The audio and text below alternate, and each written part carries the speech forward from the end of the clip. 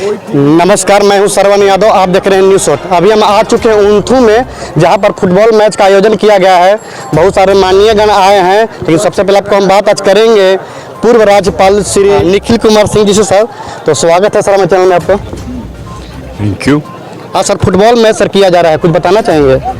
हाँ, football match हो रहा है और ये इस साल शुरू हुआ है। मुझको बताया गया है कि अब इसके बाद ये वार्षिक टूर्नामेंट हुआ करेगा। अगर ये वार्षिक टूर्नामेंट होगा तो हम लोग इसको पूर्ण समर्थन देंगे और हम अपनी तरफ से भी देंगे और अपनी पार्टी की तरफ से भी देंगे, क्योंकि इस तरीके के खेल कूद से चरित्र बनता है और लोगों को एक जरिया मिलता है कुछ देखने का, सुनने का, समझने का। तो ये बहुत अच्छी बात है। जो इसके आयोजक हैं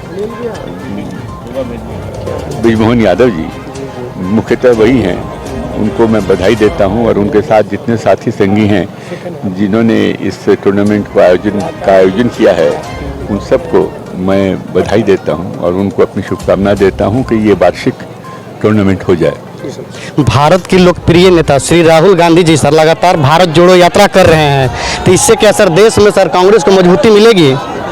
निस्संदेह, इसमें सवाल कहाँ उठता है। देखिए, राहुल जी ने एक बहुत जीवट काम किया है। 4000 किलोमीटर पैदल चलना कोई मामूली बात नहीं है।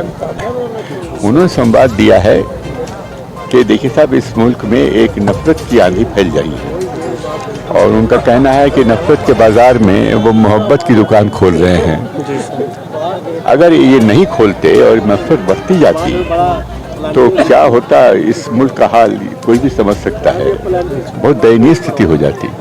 तो ये बहुत बड़ी बात है और ये हमारी जनता समझती है।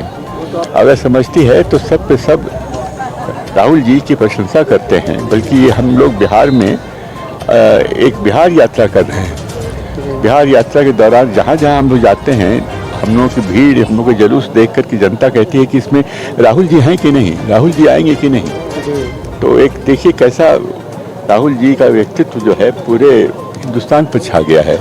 जब छा गया है तो जाहिर है कि जब वो चुनाव में या ऐसे भी जब भाषण देंगे तो लोग बाग उनके भाषण को एक्सेप्ट करेंगे। उनकी विश्वसनीयता बढ़ गई है।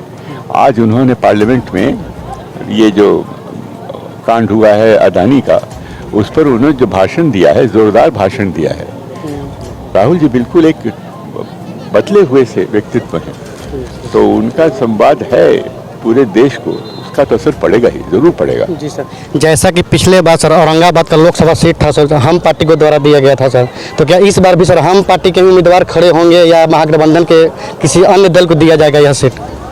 ये तो अभी फरवरी है 2023 की, चुनाव होने जा रहा है 2024 के मार्च अप्रैल में, तो बहुत टाइम बाकी है। देखिए क्या होता है। जी सर, कुछ संदेश देना चाह रहे हैं सर क्षेत्र की जनता को और यहाँ जो भी फुटबॉल देखने आए हैं जनता? एक तो मैं उनको बधाई देता हूँ कि वो लोग आए और इतनी सारी भीड़ इकट्ठी हुई है, ये बहुत बड़ी बात है। हम उनको बधाई देना चाहते हैं कि वो लोग आए और उन्होंने दिलचस्पी दिखाई। और मैं बधाई देना चाहता हूँ एक बार फिर ब्रिजमोहन यादव जी को और उनके साथी संगियों को जिन्होंने इस टूर्नामेंट का आयोजन किया है। और ये एक अपने आप में बड़ी अच्छी चीज़ है जो समर्पित है। धन्यवाद सर। चलिए हम आगे बात करेंगे। औरंगाबाद के लोकप्रिय विधायक श्री अनंत शंकर जी के साथ फुटबॉल मैच खेला जा रहा है सर, कुछ बताना चाहेंगे? देखिए, ये तो आम आवाम में बहुत ही प्रचलित खेल है और ख़ासकर ग्रामीण इलाकों में इसकी बहुत पैठ है और लोग उत्सुकतावश इस खेल को देखते हैं। निश्चित रूप से खेल एक मैसेज देने का काम करता है आगे आने वाली पीढ़ियों को, बच्चों को, जो कि कहीं ना कहीं आज के की जो भौतिक सुख सुविधाएं हैं, पढ़ाई लिखाई तक भी अब तो कंप्यूटर के माध्यम से, लैपटॉप के माध्यम से हो रही है। तो कहीं ना कहीं हमने खेल को छोड़ दिया है, उसको पीछे। उस खेल को प्रोत्साहित करने के लिए इन टूर्नामेंटों के माध्यम से ही प्रोत्साहित किया जा सकता है कि आप ये जो भीड़ देख रहे हैं, ये भीड़ कहीं ना कहीं स्वयं स्वेच्छा से निकल कर बाहर आई है।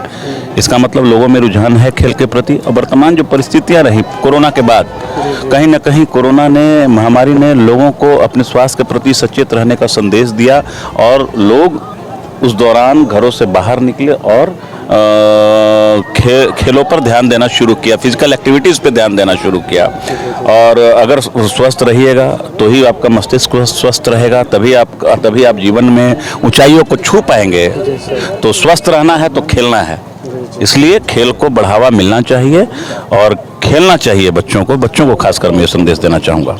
हमारी शुभकामना है कि उनथु फुटबॉल जो टूर्नामेंट का आयोजन किया गया है, जो आयोजन समिति के लोग हैं उनकी मंशा स्पष्ट है कि इस खेल मैदान पर खेलने वाला खिलाड़ी इस क्षेत्र का नाम रोशन करेंगे, यहाँ से आगे बढ़ने का काम करेंगे और ये जो गांव की जो छुपी हुई प्रतिभा है जो खेल के मामले में, उसका निखार होगा और यहाँ से निकले हुए खिलाड़ी राष्ट्रीय स्तर पर खेल करके उनथु सहित पूरे औरंगाबाद बिहार का नाम रोशन करेंगे।